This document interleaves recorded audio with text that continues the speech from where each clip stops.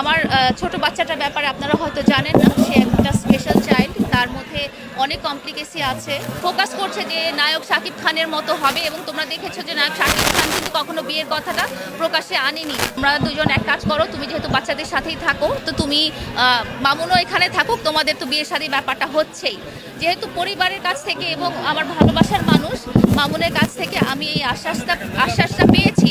So এই আশ্বাসটা পাওয়ার পরও আরও যেটা হয়েছে যে মামুন এবং মামুনের মা স্পেশালি এবং মামুনের ভাই বোন বাবা সবাই আমার সন্তানদের প্রতি খুবই যত্নশীল ছিল। এবং আমার ছোট বাচ্চাটার ব্যাপারে আপনারা হয়তো জানেন না, সে একটা স্পেশাল চাইল্ড। তার মধ্যে অনেক কমপ্লিকেসি আছে।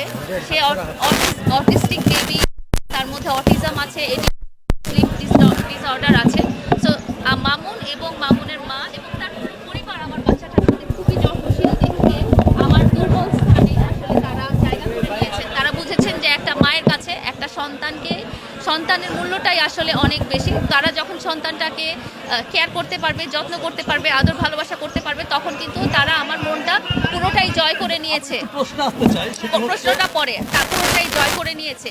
তারপরে যখন আমরা একসাথে থাকা শুরু করি, তো তখন আমি ওকে বলি যে আসলে এইভাবে আমরা একসাথে থাকতে পারি না। যদিও তোমার মা আমার বাসায় অবস্থান করছে, তারপরেও আমরা আসলে একসাথে থাকতে পারি না। তখন আমাকে উদাহরণ দেওয়া হয় যে মামুন যেহেতু একটা ভালো সোসাইটিতে চলে আসছে এবং তোমার যেহেতু ফিনান্সিয়াল এবং সোশ্যাল একটা ব্যাকআপ পাচ্ছে, তো এই ব্যাকআপটার জন্য সে আসলে সারা জীবন ওয়েট করেছিল এবং বিভিন্নভাবে সে উপরে ওঠার চেষ্টা করছিল। তো এই ব্যাকআপটার জন্য আসলে ও ফোকাস করছে যে নায়ক শাকিব খানের মতো হবে, এবং তোমরা দেখেছো যে নায়ক শাকিব খান কিন্তু কখনো বিয়ের কথাটা প্রকাশ্যে আনেনি। তো মামুন যদি এখন নায়ক শাকিব খানের মতো সে যদি বিয়ে করে ফেলে ভাবে বা বিয়ের ব্যাপারটা প্রকাশ্যে আসে, তাহলে তার ভবিষ্যৎটা অন্ধকার হয়ে যেতে পারে। কারণ তার একটা বড় ফ্যান বেস হচ্ছে মেয়েরা, এবং তার মানে আছে যে সম্ভাব্য সে সিনেমা করবে এবং কতজন প্রডিউসার ডাইরেক্টরের সাথে আমি নিজেও কথা বলেছি। তো এই ব্যাপারটা আসলে তখন দর্শকপ্রিয়তা হারাবে। তো তুমি তার সহযোগী হিসেবে, সহধর্মিনী হিসেবে কখনোই চাও না। তুমি সবসময় বলে এসেছো যে মামুনকে সামনে রেখে এসেছো এবং বলেছো যে তার ক্যারিয়ারটা তুমি ঠিকমতো যাতে প্রস্ফুলন ঘটে সেইভাবেই তুমি সাহায্য করবে। তো তুমি এখন বিয়ের ব্যাপারটা স্টপ রাখো। তো এভাবে যেভাবে হচ্ছে, তো একসাথে থাকার কারণে আসলে মামুন নানা রকমভাবে আমাকে সিডিউস করতে পেরেছিল। এবং সবচেয়ে বড় কথা আমি বলেছি যে আমার সন্তানদেরকে দ্বারা সে সিডিউস করতে পেরেছিল। তো আমি যদিও রাজি হচ্ছিলাম না, এই ব্যাপারটা আমার কাছে ভালো লাগছিল না, কিন্তু ও বারবার যেটা বলছিল যে সামাজিক মিডিয়াতেও সবসময় বলেছে যে আমরা বিয়ে করব, এবং শেষেও বলেছে আমাদের মারামারির ঘটনাতে সে বলেছে যে আমরা বিয়ে করব, আমি আগে অনেক বড় হয়ে নিই। এভাবে করে সে আমাকে বলছিল সে আগে স্ট্যাবলিশ হয়নি, তার ফ্যামিলি যেহেতু স্ট্যাবলিশ হওয়া দরকার আছে, তাদেরও যেহেতু বাসস্থান নেই, এগুলো আগে স্ট্যাবলিশমেন্ট হয়ে নিলেই তারপরে আমরা বিয়ের ব্যাপারটা আমরা সোশ্যাল মিডিয়াতে আনবো, এবং তখনই আমরা বড় করে একটা করবো। কিন্তু ধরে নাও তুমি আমার বউ, যেহেতু আমার মা বাবাও সবাই জানে এবং তোমার ফ্যামিলিরও সবাই জানে। তারপরে যেটা হয়েছে যে সে বারবার আমাকে নানাভাবে প্রেশারাইজ করতে থাকে। আপনারা দেখেছেন যে সে আমার কাছ থেকে নানা রকম প্রপার্টি জোর করে নিয়ে নেওয়ার ব্যবস্থা করে। মাঝে মাঝে সে রাগ করে চলে যায় যে একটা ল্যাপটপ না, একটা ম্যাকবুক না কিনে দিলে, বা একটা ড্রোন না কিনে দিলে, বা একটা এরকম মার্সিডিজ গাড়ি না কিনে, যেগুলো আমাদের লাইভেও আছে যথেষ্ট। আপনারা যদি 2022 সালের ভিডিওগুলো আমার এবং মামুনের লাইভগুলো দেখেন, সেখানে কথাবার্তা দেখবেন যে আমাদের সাথে সে মার্সিডিজ গাড়ির কথা বলে, বাড়ির কথা বলে।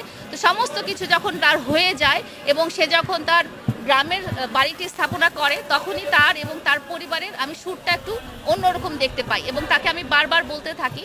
তো এর মধ্যে আরেকটা কথা বলতে চাই যে সে আমাকে দিয়ে যখনই দেখা যায় যে আমাদের দুজনকে নিয়ে ট্রোল করা হয়, তখনই সে আমাকে বিভিন্নভাবে চাপ প্রয়োগ করে, এবং চাপ প্রয়োগ করে বলে যে তুমি লাইভে যাও, লাইভে যেয়ে বলো যে আমরা বিয়ে করিনি। এই কথাটা সে আমাকে দিয়ে বারবার প্রায় 10টা 15টা অনেকবার সে লাইভ করিয়েছে যে আমরা বিয়ে করিনি, এই কথাটা তুমি বারবার বলো। কিন্তু আমরা যেই সোসাইটিতে থাকছি সেখানে আমরা অবস্থান করেছিলাম একসাথে। শুধু মামুনই ছিল না, মামুনের আম্মু ছিল, অনেক সময় মামুনের বাবা ছিল, মামুনের ভাই ছিল, মামুনের বোন ছিল, এবং এমনকি মামুনের খালাও ছিল। এবং শুধু এটা না, আমরা যখন মামুনের ঢাকার ভাড়া বাসার কাছে যাই, মামুনের আম্মু আমাকে ভাড়াটে বা বাড়িওয়ালা বা সবাইকে আমাকে মামুনের স্ত্রী হিসেবে পরিচয় করিয়ে দেয়। এবং মামুনের যেসব আত্মীয় স্বজন আছে, আমরা রাঙামাটিতেও মামুনের নানু বাড়ি বা বাবার বাড়ি, খালার বাড়ি গেছিলাম, সেখানে সবখানেই আমাকে এবং মামুনকে হাজব্যান্ড ওয়াইফ হিসেবে পরিচয় করিয়ে দেয়। তারপরে যখন গ্রামের বাড়িটা হলো, গ্রামের বাড়িতেও উনি সবার কাছে আমাকে মামুনের ওয়াইফ হিসেবে পরিচয় করিয়ে দেয়।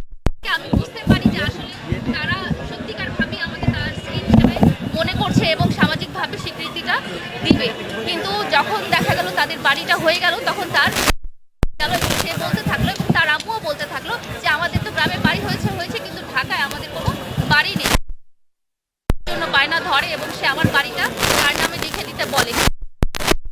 আমার লাইফ পার্টনার আমার করেছে সোশ্যাল মিডিয়াটা আসলে আমার জায়গা না, তো সোশ্যাল মিডিয়াতে সে বারবার বলতে বলেছে তুমি তোমার বাবার বাড়িটার কথা বলো না, তুমি বাবার বাড়িটার কথা বলো না। তো আমি ওভাবেই বলেছি, আমি ওর গাইডেন্সেই বলেছি যে আমি আসলে বাবার বাড়িটার কথা সে বলেনি। অনেকটা টাইমে সে এমনও বলেছে যে তোমার বাবার বাড়িটা বিক্রি করে হলেও টাকা দিয়ে আমাকে গুলশান বা বাড়ি ধারায় একটা বাড়ি কিনে দাও। সে ওই সোশ্যাল স্ট্যাটাসটা রাখতে চেয়েছে, সে পুরান ঢাকায় বা পান্ডাতে বা এরকম জায়গায় বাড়ি করতে চায় নাই। তো আমার আসলে মামুনের জন্য এখন মামুনকে আমি মামুন এবং মামুনের পরিবারকে সাপোর্ট দিতে দিতে আমার প্রায় 30 লাখ টাকা লোন হয়ে গেছে এবং 30 লাখ টাকা লোন হওয়ার পরও আমার বাচ্চাদের জন্য যত সঞ্চয় ছিল সবই আমি মামুন এবং মামুনের পরিবারের পিছনে সঞ্চয় খরচ করেছি, কারণ তারা আমাকে ওইভাবেই প্রলোভনটা দেখিয়েছে যে তোমাদের বিয়ে শাদী হয়ে গেলে তোমাদের বাচ্চা কাচ্চা তো তোমাদের সাথেই থাকবে এবং এটা তো তোমাদেরই হবে, এখানে তো আমি নিব না কিছু। এই কথাটা ওনারা সবসময় বলছি আমি আপনাকে। হ্যাঁ, আমরা একটু প্রশ্নে পড়বে যাই, প্রশ্নে পড়বে যাই আমরা। শুনেন, আপনারা কেটে কেটে দিবেন, তারপরে আপনি 2 মিনিট দেখান, আপনি কেটে রাখেন না, আমি বলছি। তারপরে যখন হলো এরকম হওয়ার পরে সে আমার কাছে যখন বাড়িটা শেষ মুহূর্তে পেলো না এবং না পাওয়ার পরে সে দেখা গেল যে গাড়িটা বিক্রি করে দিল, তার যে গাড়িটা ছিল সেই গাড়িটা সে নিতে পারছিল না, গ্রামে চলার মতো বিক্রি করে টাকাটা নিয়ে সে বলল যে সে চলে গেল এবং সে চলে যাওয়ার পরে আমাকে বলল যে আমি তোমাকে আর বিয়ে করব না এবং তোমার সাথে আমার আর কোনো সম্পর্ক নাই। হ্যাঁ, তোমাকে আমি ভালোবেসেছি, তোমার সাথে আমি একসাথে থাকতে চেয়েছি, কিন্তু এখন এই মুহূর্তে আর এটা সম্ভব না। তো ও যখন চলে গেল, চলে যাওয়ার পরও আমি আপনারা নিজে সোশ্যাল মিডিয়াতে অনেকবার দেখেছেন যে আমি তার বাড়ি গিয়েছি, বাড়ি যেয়ে আমি তার কাছে আমার দাবিটা আদায় করার চেষ্টা করেছি, তার মার কাছে বলেছি, তার বাবার কাছে বলেছি, তার ভাই বোনদের কাছে বলেছি, আত্মীয় স্বজন সবার কাছে বলেছি, কিন্তু কেউ আমার পাশে ছিল না।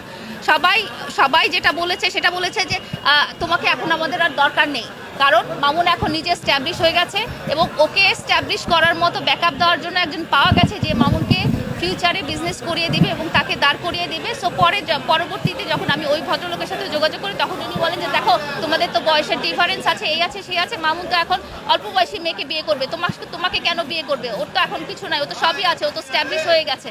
তো মামুনের সাথেও আমি নানা রকম যোগাযোগ করার চেষ্টা করি। গত 3 মাস থেকে মামুন এবং মামুনের আব্বু আম্মু বা ভাই বোন সবার ফোনটাই আমার কাছে ব্লক ছিল। পরবর্তীতে মামলা আপোষ করার জন্য মামুন যখন আমাকে চাপ প্রয়োগ করে তখন একটা ফোন ওপেন করে। তো এখন আপনাদের কাছে প্রশ্ন হতে পারে যে আমি এত মাস পরে কেন আমি এই মামলাটা করলাম এবং আরেকটা হ্যাঁ তারপর এত মাস পরে কেন মামলাটা করলাম এটা আপনারা জানতে চাচ্ছেন। হ্যাঁ, বলেন। বয়স প্রায় আপনার বয়সের চাইতে মামুনের বয়সে অনেক ডিস্টেন্স, ঠিক আছে? সেক্ষেত্রে এই যে মামুনকে অনেকেই বলছে মামুনকে আপনি বিভিন্ন ট্র্যাপে ফেলে আপনার কাছে রেখেছেন এবং এই মামলা সেটার একটা প্রক্রিয়া, এটা কি বলবেন? আমি বলতে চাই যে এই আমার যতটা বয়স সেটা তো আসলে সবাই জানে, এটা মামুনের পরিবার সবাই জানে, যেহেতু তারা এত বছর থেকে আছে। হ্যাঁ, তো এই প্রশ্নটা এত বছর পরে তাদের মনে কেন আসছে এবং তারা ট্র্যাপ কেন হবে? এক নম্বর কথা যে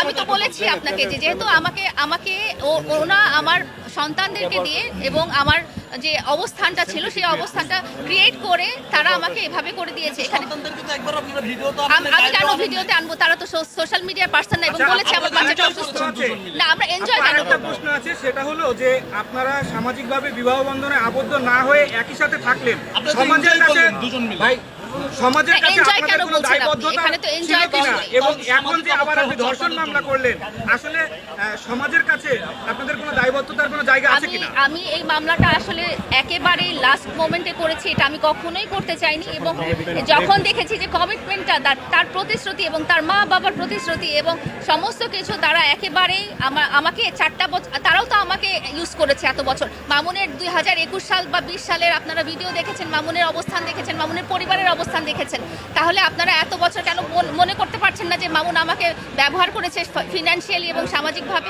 সেটা কেন বলছেন না? হয়েছে ঠিক আছে, কিন্তু আপনি এই 3 বছর পরে আমি তো ব্যবহার হয়েছি কারণ এখানে আমাকে ব্যবহার করা হয়েছে, আর আমি তো ওকে ভালোবাসি, এই কথাটা তো আমি বলেছি।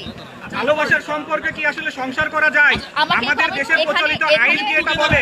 এখানে কিন্তু আমাকে একটা কমিটমেন্ট দেওয়া হয়েছে। আপনাদেরকে যেটা বলেছি যে আমাদেরকে কমিটমেন্ট দেওয়া হয়েছে, এই কমিটমেন্টের জন্যই থাকা। এই কমিটমেন্ট না থাকলে কিন্তু এই মামলাটাও আসতো না। আপনারা যে এতদিন যাবত লিভ টুগেদার করলেন, এটি কি বাংলাদেশের লিভ টুগেদার ছিল না? এখানে এটা পরিবারের সম্মতিতেই আমরা থেকেছি। এখানে পরিবারের সম্মতিতে কি আপনি লিভ টুগেদার করতে পারেন? এটা পরিবার যখন আমাদের অভিভাবকরা সম্মতি দিয়েছে সেটাই সেভাবেই আমরা ছিলাম যে এখানে কমিটমেন্ট হয়েছে।